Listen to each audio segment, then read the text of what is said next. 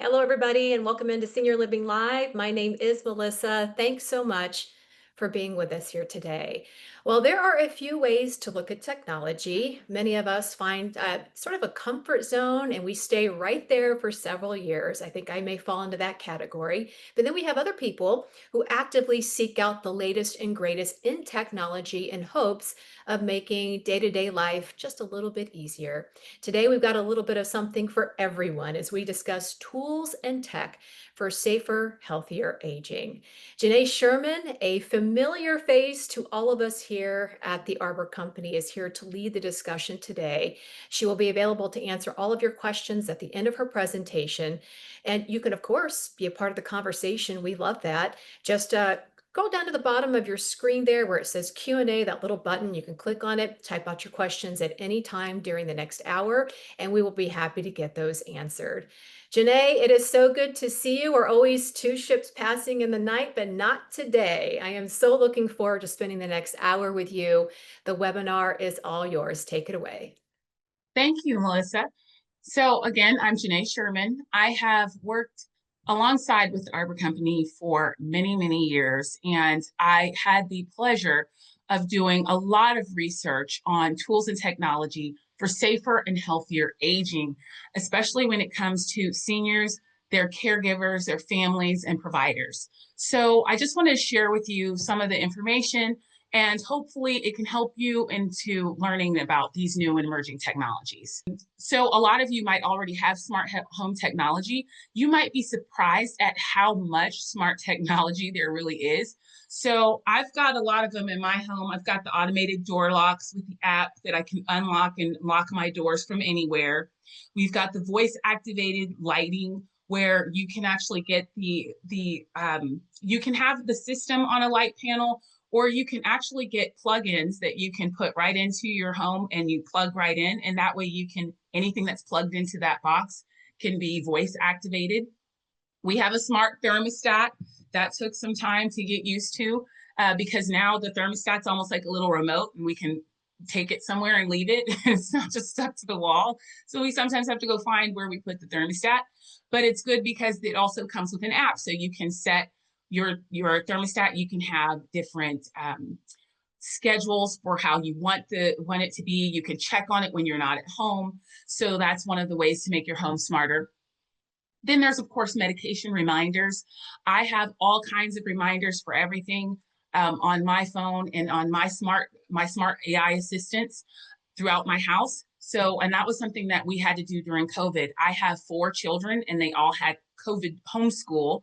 And so they would have to sign in and out of things and I wouldn't remember all the schedules. So I had little dots placed around my house and it would tell me what child had what class and where to lock in so that they could keep things going while I was still trying to work in my office. So those AI assistants, you'd be surprised at all of the different ways you can use them to help you.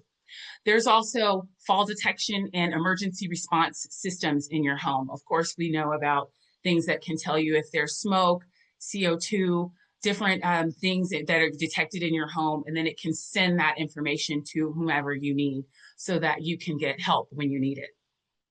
So the benefits of smart home technology are that they can assist with daily living. So if you just need a little bit of support, this is really easy to have it tell you what to do. Actually, I even take my alarms. Of course, all my alarms go through and I made it so that I don't need to have intercom system through my house. I just put those nicely, very well priced devices throughout my home. But then I even back it up with a voice reminder because what if I sleep in, what if I forget that I have something important that morning? So the voice can tell me, don't forget, you have a call on smart tech today. You need to get in and log into your call. So it can assist with those daily living tasks that you have, but it also can reduce human error. If you need a medication reminder, it can tell you, you can set it so that it tells you exactly when to take your medication, which medication to take, how much dosage it should be, so that it can reduce the ability to just accidentally do something. It can also prolong your independence. So if you are needing those little bits of help, it can help serve as a gap until you need someone to actually step in and serve you or your loved one with those kind of things like medication reminders or or making sure those little things are done so that they're safe in their home. And then it also can give you peace of mind. And that's especially for family caregivers, for people who are not too close by and they're not able to be there every day. They can check in on their devices. They can see how things are going. They can make sure the cameras are on. They can make sure the doors are locked. So it just gives everyone a little bit of peace of mind that you have those. So definitely, I'm definitely a great recommendation of getting your home as smart as you can. Now, I was actually surprised when I started looking into wearable technology because there are so many types of wearable technology that I didn't even know about. So, wearable devices, they can look for patterns and trends, and they can look at your vitals and flag health risks. Most of us are experienced with things like Apple Watch. I know I use mine, and I don't typically use it for things about my vitals. However, it will just tell me I don't even I don't use it, but it tells me all the time, okay, you've stood this many hours today, you've had this many steps today. And so if those are goals of yours, you can change how much your goals are, and you can work with your medical provider to make sure that you're doing the appropriate amount of steps, or it can look at your heart rate. It can detect if your heart has a fluctuating pattern. And those are just things that it automatically does. There's things that you can add to it to make it do more. There's also some different technology that I'd like to introduce. So if you've ever heard of VirtuSense, it uses sensors and AI to assess gait, balance, and mobility, and they can use that information to predict fall risks. So that's very helpful for people who have that kind of risk when they're, especially when they're trying to be moving and mobile around their home. Now, we already talked about smartwatches and fitness trackers.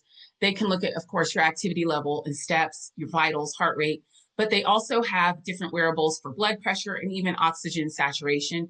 And of course, they can share that data with the people that you choose to share that with, or it can keep logs of that information so that when you do go into an appointment, you can have that information. You can go back and you can look at the patterns over time. Another wearable technology that you want to know about are medical alert trackers. So of course, these can be like SOS buttons, but you can also use GPS. I know that there are certain ones specific for you can put on your watch. You don't have to have them just have it you're locating your watch. There's also ones that are specific for GPS. I know specifically for me, my son has special needs. And so even though he is an adult, I put a watch band on him that's just for GPS because I can track the areas that he's in. And so if he leaves that area, I know, or when he's back in the area, so that I know and I get an alert to my phone if he has moved out of that area. We had to do that when he was much younger because he'd get the bus, they would put him on the wrong bus, or he wasn't able to advocate for himself and tell where he was able to go. And so if somebody didn't know what to do with him, they might put him on the wrong bus. I didn't know where he was. And so I would get panicked, like, how am I going to find him? So I have to GPS my child, but this is something that it's definitely very helpful if you're a family caregiver and you're looking for help with the peace of mind, making sure someone is safe and at home and where they're supposed to be. There's also sleep trackers. Now, the watch bands and the smartwatches, they can do that, but there's specific devices that will just track your sleep, and they can look at how many times you're waking at night, how deeply you're sleeping at night, if you're getting restful, REM patterns. So it can really look at how you're getting your health through the night, and they can use that data to find out if there's anything they can do to help you feel more rested in the morning. And so those are very helpful for your well-being. There are also wearables for chronic conditions like glucose monitors, blood pressure monitors, pulse rate. Those are all things that you might have used before. And then one area that I was actually really surprised to hear about were smart clothing. So there's actually devices that are pieces of clothing, articles of clothing that can track your motion, your posture, so they can see, how your posture and your bone structure, but then also your hydration, which is really great when it's really hot like it is now, making sure you're not dehydrated.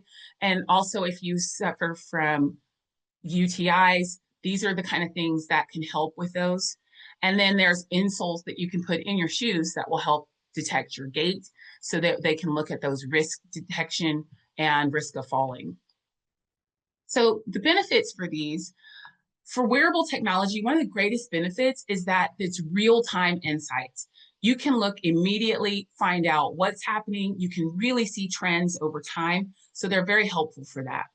And then they can be tailored to the needs of seniors, depending on if you use specific technology, or you can take the ones that you already use and they can actually adjust as you age, and you just add different apps, different software, and then it can detect the things that you're looking for. It also, and many of these all do this, when you have AI, you have the ability to share that data with your family caregivers, with your spouse, with your children, or with your providers. So not just printing it off and bringing it in and letting them see the patterns over time when you go to an appointment, but also you can share that with them real time so that if you're getting an alert, they can get an alert and everybody can be right on the same page.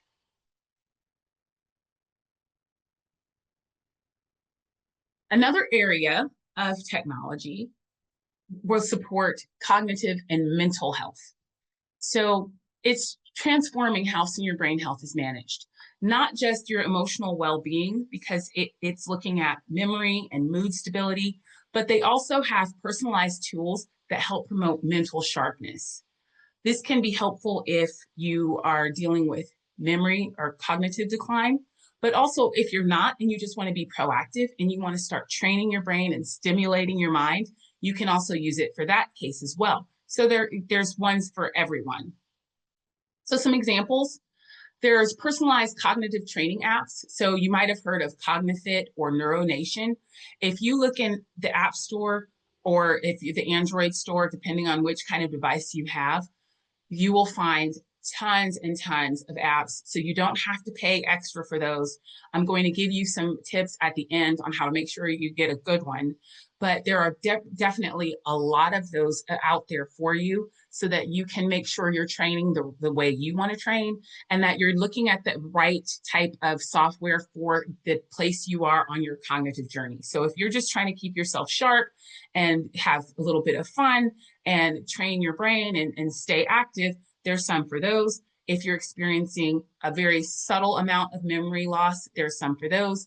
If you have more memory loss or if you're deeper in along that journey, there's some for those as well that can be used along with support. So you definitely want to look into those different types of apps and see which one works for you. There are also mood tracking apps that will detect depression or anxiety. And these are very helpful because even though that content is user generated, so they go in and they can say how they're feeling at a certain time or certain day, a reminder pops up, you push the little area of what you think you are at that time. It can help your caregivers or providers or yourself see if there's any patterns. Is it a certain time of day that you're feeling anxious, or if you're feeling isolated? Is it attached to a certain event, a time? So those will help you detect those depression or anxiety moments and help you come up with a plan with your provider on how to fix those. They also can monitor patients remotely. So if you are rehabbing at home or if you are trying to heal, they can have these different types of mental support. You can get telehealth, and telehealth is not just for if you have an injury or an illness, but also they have telehealth for mental support. So you can get in and see a therapist online. This makes it much easier for seniors because you're not traveling to go see someone. You can see them when you need to. And a lot of times with telehealth, you can get in much sooner and you're not sitting in a waiting room full of people. You can just get on, schedule your appointment, tell them you need an appointment and get a call back. You can do that with FaceTime or just with calls. They send you pictures, videos. So it's a great way to stay connected with your medical providers for your actual mental and cognitive support. So these are great. The benefits are they can support your memory care at all levels, increase your brain health, but they also support your emotional well-being. It's not just about your physical health, it's about that total body well-being and wellness.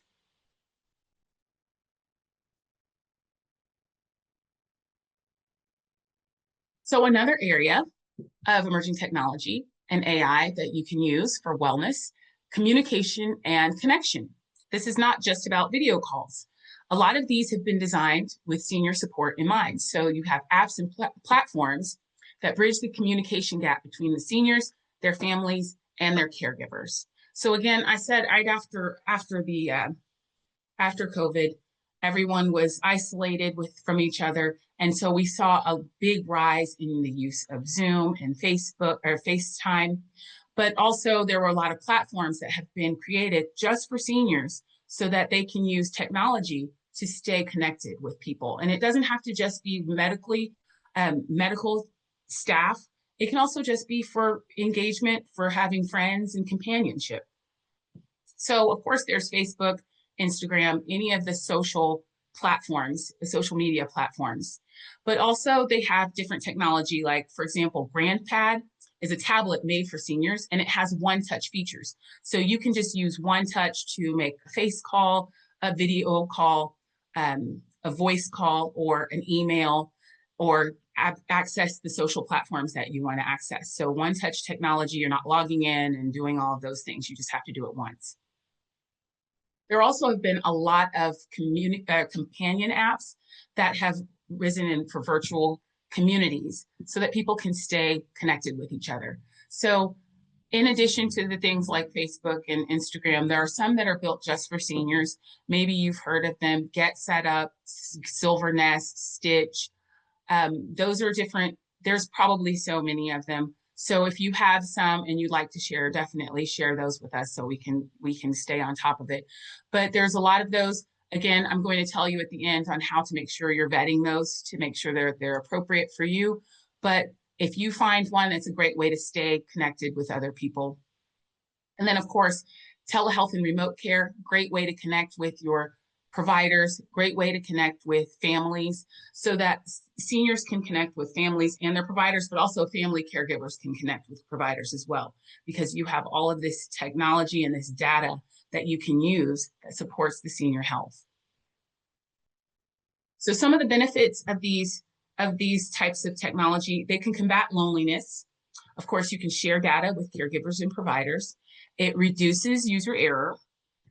You can foster engagement through these. You can boost cognitive health. You can have virtual appointments, and those are for your proactive care. You can schedule proactive care, telehealth, routine appointments, but then also, of course, for emergent care. If it's a great emergency and you need to go to the emergency room, nothing should substitute for that. But if you have an injury, if you have something where you weren't expecting it that day, you can call in and get someone to be seen, and they can lay eyes on you through the camera and really tell you what you should do next.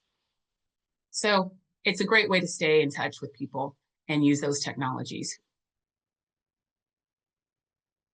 Now, I did say that I want to make sure that we're using these in the best way possible. So one of the things that we really need to think through are the security and privacy concerns. These are already a big time concern, and it can be even bigger when we're considering that they're being used by senior populations with sensitive data. And I say that not because every senior is experiencing some sort of cognitive decline. That's not the case at all.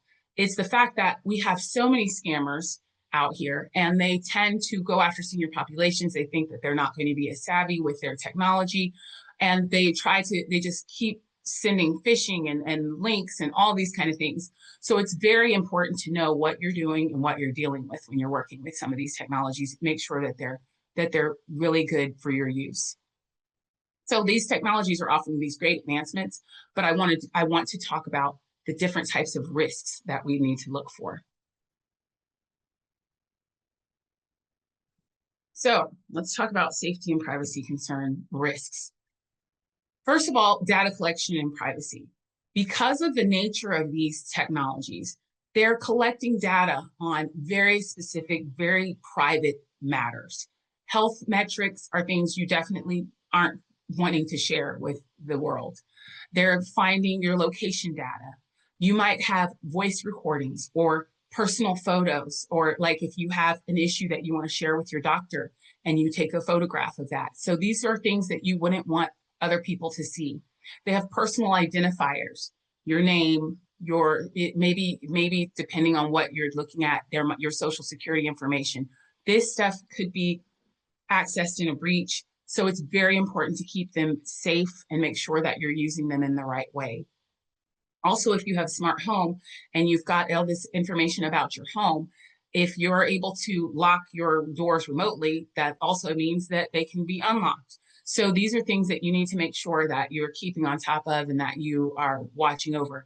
I know that because I rely so much on my schedule to turn on my cameras, to lock my doors, that if I have turned that off for some reason, because I said, oh, we don't need it on right now, I might forget to turn it back on. I might forget to lock the door because it usually does it for me. So again, while that's just a user error on my part, there's definitely a risk that you're putting all of your trust in some of these technologies, and you want to make sure that you're using them correctly.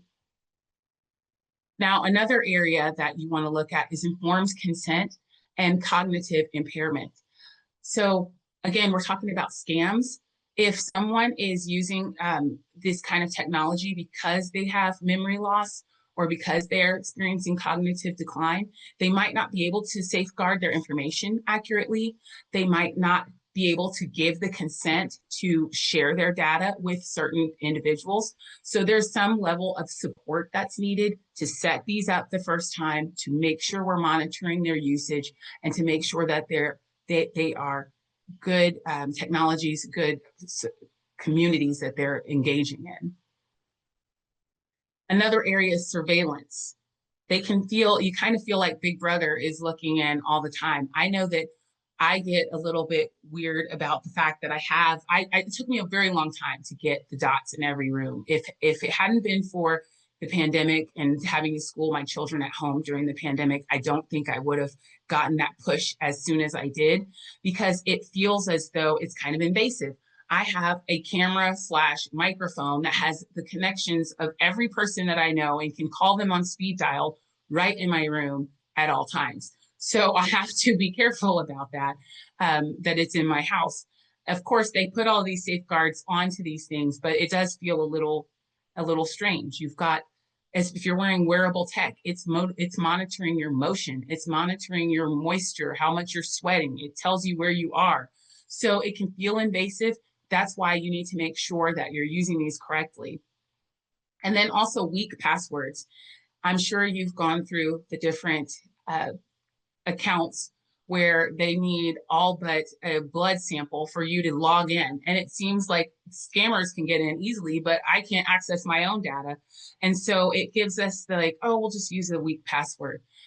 You never want to do that, especially with data that is being collected about your health and your privacy and your home. You want to make sure that those passwords are very strong. So you want to use those strong password indicators and sign them right onto your password key on your phone, so that it's keeping all of that information for you, and you don't have it written on the device or something easy like 1, 2, 3, and they won't let it be easy anymore. I mean, the easiest you can get, you have to change them all the time. So it's really good to make sure you have very strong passwords, and that if you have a family caregiver, spouse, roommate, someone who you can share things with, who knows how to access that data that you trust, that is also fine as well.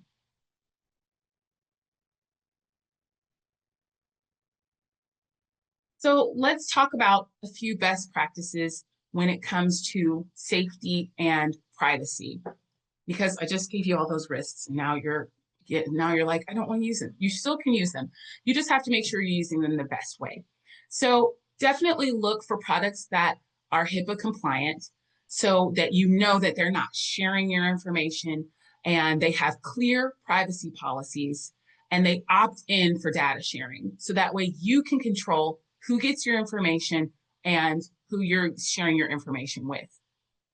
Use encrypted password devices and apps. Again, you can use a lot of computers will come with that right in the browser. However, there also are external keys that you can use if it's really important to you. So there's a lot of different ways to make sure that your passwords are strong and encrypted. Family caregivers should be reviewing and managing the device settings. So when you set it up, Make sure you're setting it up exactly the way you need, but then continue to review those over time. Set a reminder in your smart device for you to go through and look at and review how you're using them. Change your password. Make sure that they haven't changed any of their policies and they're not sharing data or things of that nature. So you want to make sure that you manage these devices. Review the consent protocols regularly.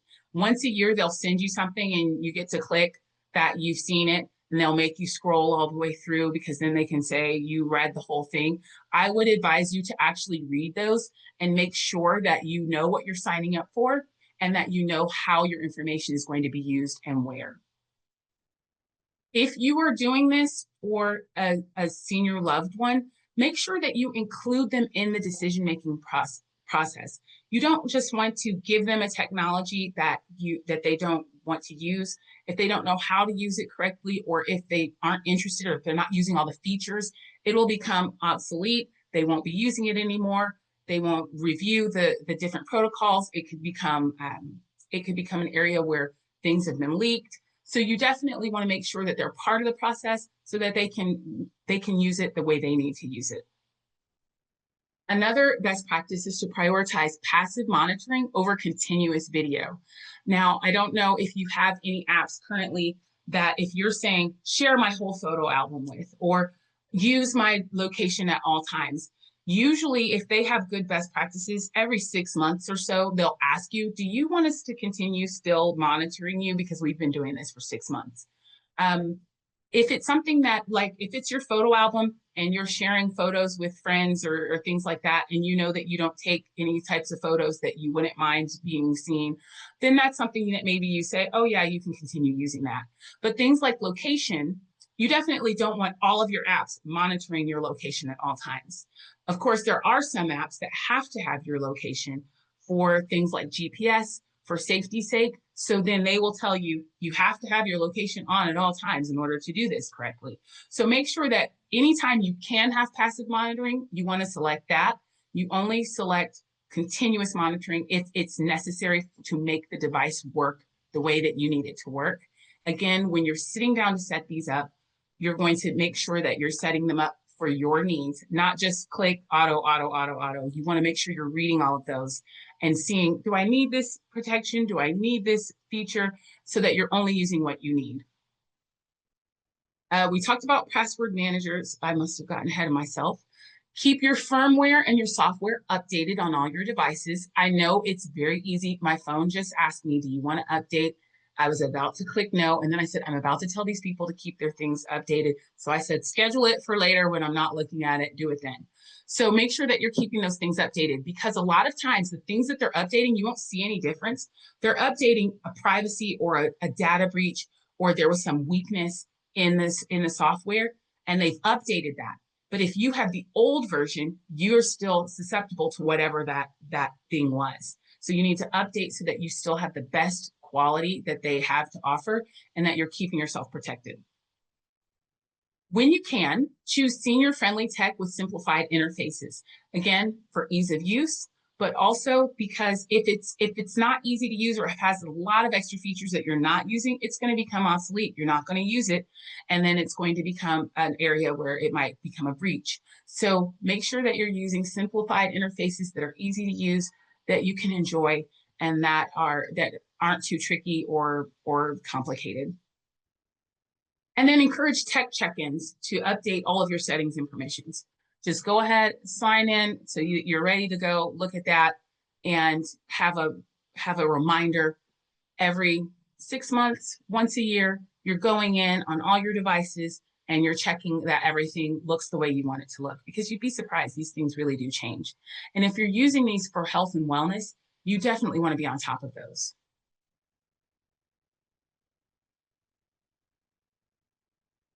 And so now I want to talk about how to choose the right tech for your needs, because this is going to be very important to make sure that you get the ones that are best for you.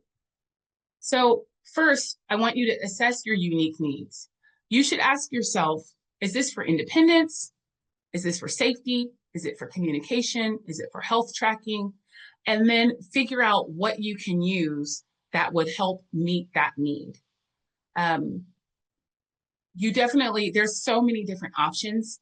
And even when I look at apps, I think of apps on my phone as really big real estate. I don't want a lot of apps on my phone. Just like you don't want to send your email out to a bunch of people. If you really have to decide, do I really need this? So look at what you're using it for. And that might help you pick the best type of app, of software or device, because some of them are going to be better for independence, or some of them are going to be better for safety. So make sure that you're looking at what you need it for and you're using it appropriately. Another thing that when you're assessing your needs, I don't want to miss is not only what you need help with specifically, but will this person be using it alone or will they be using it with help? Because sometimes things are a little more complicated if it's something that they have to use. If it's something that's definitely needed for their safety and there's no way around that, then just figure out, okay, what kind of support are they going to have to use this? And do I have what I need for it? don't don't get sold on that flashy tech, because if you go in and get the best biggest thing when it doesn't have all the features you need to make sure you're getting the thing that works the best and has the features that you actually need. It's funny that I should say that because I'm even using a different computer today. That's probably the reason why my screen wasn't showing right, because my very big, very expensive iMac is sitting here and it's not working at all this morning. It just stopped working. And I said, the irony of doing a technology webinar and my technology isn't working. But I remember going in to buy this thing a couple of years ago and the guy was showing me all the features and I was like, I'm sold. And now I'm thinking, I wonder if it has all the things. I probably should have just got something with bigger memory because it's full already. So make sure you learn from my mistake and you prioritize your needs over the features of the technology so that you get what you need to match what the problems are that you're trying to solve. Now, also, you want to match your tech to your comfort level. Make sure that it feels good so it doesn't become obsolete. Of course, you want to look at your budget. Are there upfront fees, hidden fees, upgrades, in-app purchases? There are lots of ones that you can say, oh, this little brain training is free. It's great. This is going to be perfect for me. I'm going to do it every day. And then you realize that in order to use it more than once a day, you've got to pay $3.99.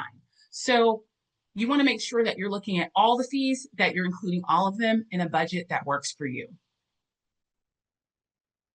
Also, some of these devices might have insurance coverage or Medicare might cover the device. Or so you want to look at that and see if that might help your budget and change what you might be able to purchase or you might be able to use. Now, of course, implementation and support. I would always suggest having whoever you're going to be sharing that information with or whoever is asking you to work alongside of you, if you have a caregiver or a provider, that they're helping you with implementation and that you've got everything there that they need. And then look at the support that you're going to have. Is someone going to be able to support you using this device or this technology? Does it have its own tech support? That is a total bonus. If I have two apps or two devices and one has a really good tech support and the other one doesn't, I'm going to lean towards the tech support and prioritize that because it is so important to be able to get help when you need it. I get really flustered if things aren't working and I want to be able to call somebody. I know that I can text them or call or put in a little ticket and then they're actually going to answer and respond and get it fixed in an appropriate amount of time, instead of just waiting forever or having to go back to the store or ship something in. I know I'm not going to do that. I'm going to drive around in my car with the thing in my car for that long. I'm not going to take it to the place. So you want to make sure that you look at the kind of support that you're going to get to choose the right tech for you. Now, look at integration with other tools. Does it sync to other devices? I can't tell you how many times, like when you're buying things for a smart home, for example, and there is every Amazon Prime Day, they have sales on all of the Amazon products. And so I think Blink is the Amazon product. And so you might get a Blink doorbell or Blink camera, but then maybe there's a sale a couple months later on the Ring technology. Well, I'm sure those things probably talk to each other nowadays, but I mean, I would have to check because once I start it with one, I want to make sure that they all can use it. So because I use the Alexa Dots, I look for, before I get any kind of smart home technology, can Alexa run this type of technology in my home? I know that for my father-in-law, we got him the Google Nest device. So he would need to look at what things work with that. You don't want to get mismatched, even though there's usually a way to patch those things through to each other. You want to make sure that they sync well so that you're not having error or failed devices or anything like that. You also need to look at, does it need internet or a cellular plan so that you can make sure that you integrate it correctly. And then if you're sharing with your health provider and they have a specific platform, you might want to work with them to make sure that they suggest or recommend what they think that you should use that speaks to their platform, their provider platform, because that way they can easily share information with you and vice versa. And you don't have to worry about trying to figure out how to get that information to them. You want this to work seamlessly. That's what it's for. It's for extra convenience. If it's not very convenient, it's not very helpful. So want to make sure that those things talk to each other. And then also think of transitions for future needs. I told you I got something for my son. And when I was looking at that and our security system, the guy was implementing it into my house, and he was telling me, you have 4 boys, and I know they're young now, but one day you're going to want to know every time one of them exits or enters the house, and you can even give them each their own code so you know which child left the house and you know who left the door open or who locked the door or what window. Not to say my children are going to be climbing out of windows, but you can monitor your house based on all of those things. So I can transition into my needs. Then I can look down the road once they're all out of the home. Can I still lock the doors remotely from my phone? Can I still see the cameras? Can I share with them if there's an alert and something's triggered? Can I send an alert to my adult son so that he can call and check on me? So that kind of system would work for when I have small children, from when I have teens to when I have adult children. So you want to look at the different types of needs you have now, but then also what's coming up in the future. If it seamlessly gets you through that whole journey, that's probably something that you want to consider. And then finally, can you try it first? Is there a trial period? A lot of these technologies come with a trial period, 30 days, 7 days, even 1 day. I always suggest trying them that way because I don't like spending money. I don't like putting things on my phone. I don't like downloading things.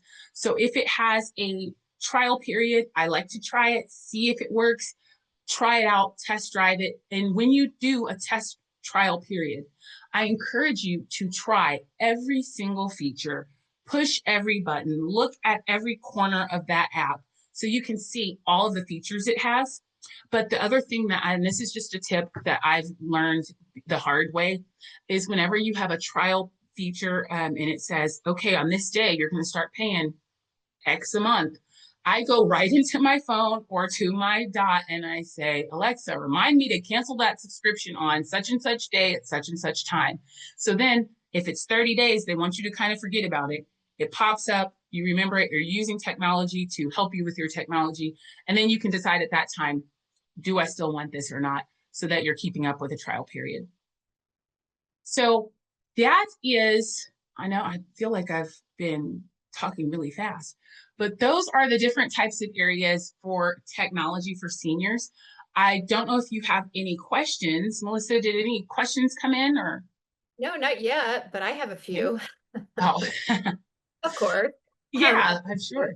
First of all, that was very robust. There was a lot of really good information there, stuff that even I think everybody can use, whether you're, living your senior living journey at this time, or whether you're a child of a senior at this time. I think there's a lot there, just enough for everybody. But one thing I do want to talk about is AI. So, Janae, who should be considering AI or this kind of tech as part of their daily wellness routine? I mean, of all the things, chat GPT is, people are like, oh, I can use it in this way, or I can use it in a very significant way. So who should be using these kinds of technologies? So anyone who the easy low hanging fruit are people who want to track fitness or wellness goals.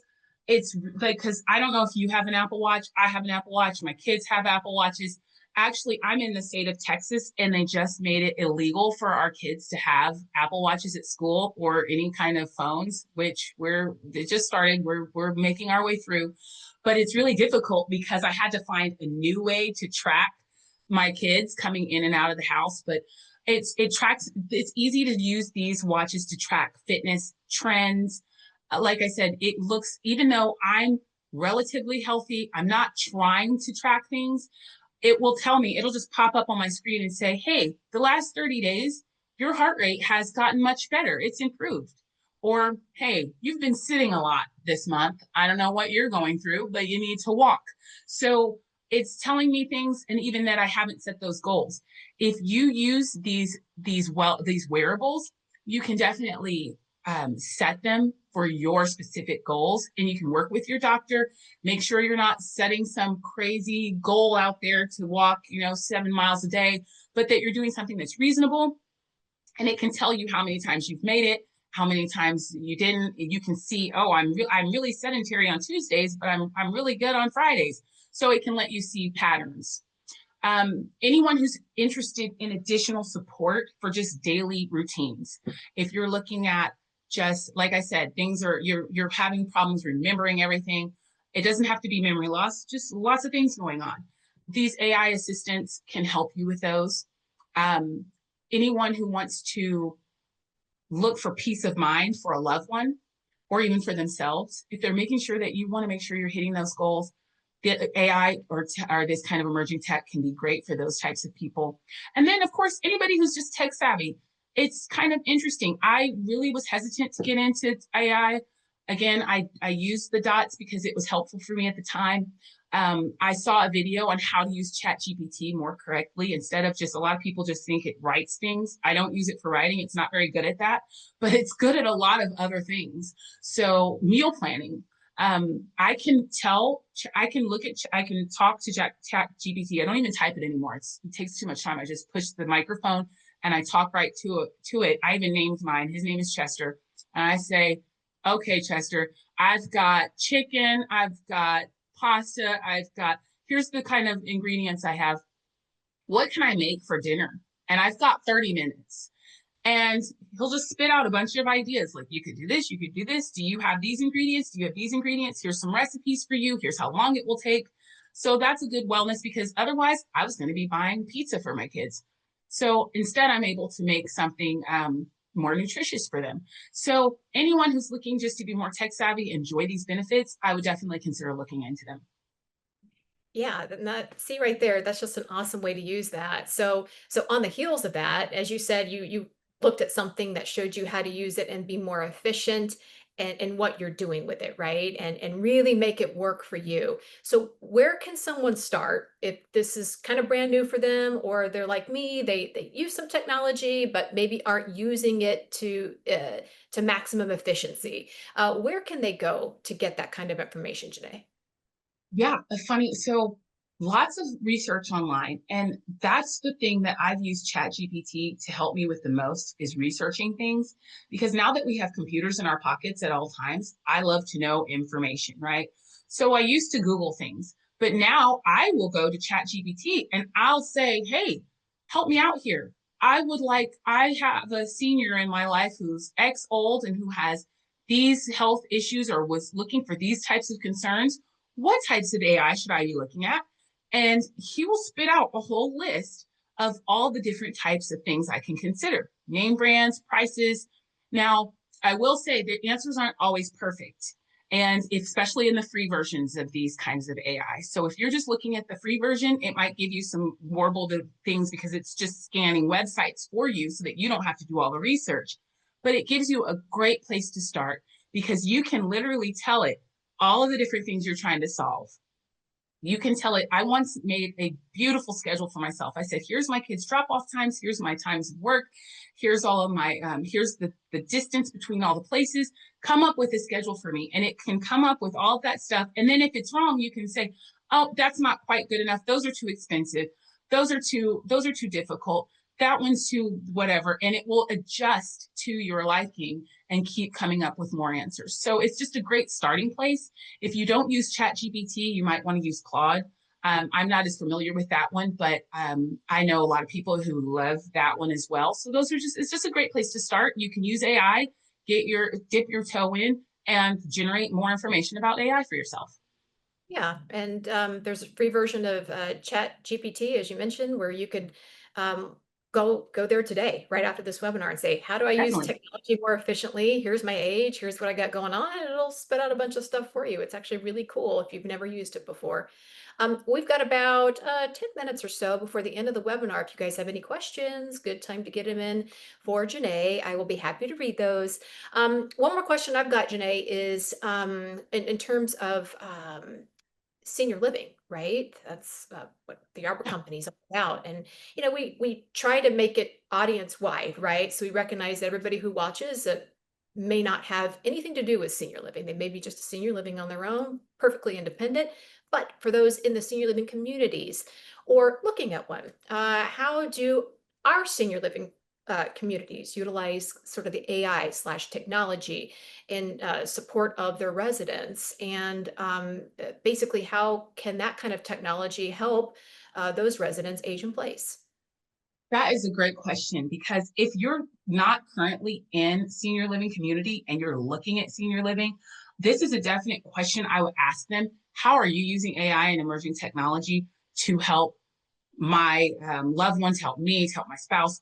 And I know I can't speak for everyone, but I know at the Arbor Company, they've actually done things that have gotten some major awards recently on how they're using AI. And the best part is they do not use AI as a substitute for personal care.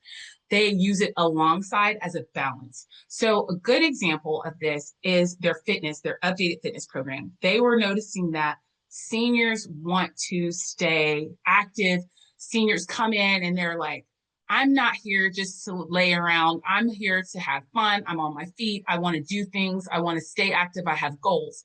So they have purchased these technology, these equipment fitness machines that use AI so that they track the bio data of residents when they're using the machine. So if one person gets on the machine, uses it, it tracks all their bio data.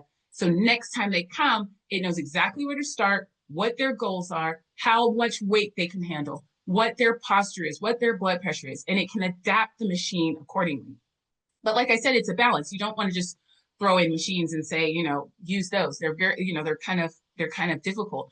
So they have a fitness instructor. They got fitness instructors certified and licensed to come in and help. They schedule classes, they provide support, and they have that personal touch so that they're there helping people use the machines.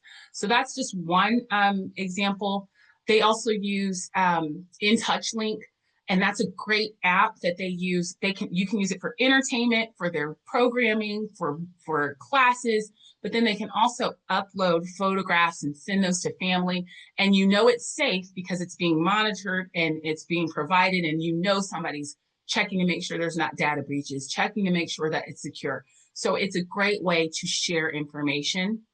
Another one that's award-winning, Tover. It's this technology where there's a projection screen down onto a table, and it's award-winning memory care because a lot of times people were coming to senior living communities and not able to engage with their senior loved one because they were so far along in their memory decline. And this Tover technology allows them to have these really meaningful, fun, interactive games with their loved one. And they have something to do when they visit. But then they know that when they're not visiting, or if they're not able to visit, maybe they live too far away, that their loved one is still using this technology in the senior living community. And they're stimulating their brain. They're coming alive, just like talking or becoming interested, being engaged. They're like following the things that are going on, and people have seen it, said it's really great. They see that big difference when they see people using the Tover.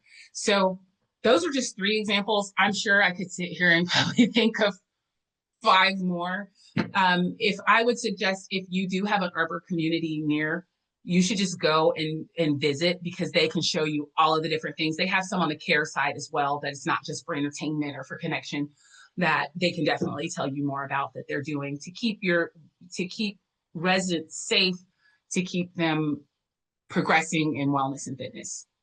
Yeah, safe and engaged and active, and that's what we want from for everybody. Glenda's has a question. Glenda's, welcome back.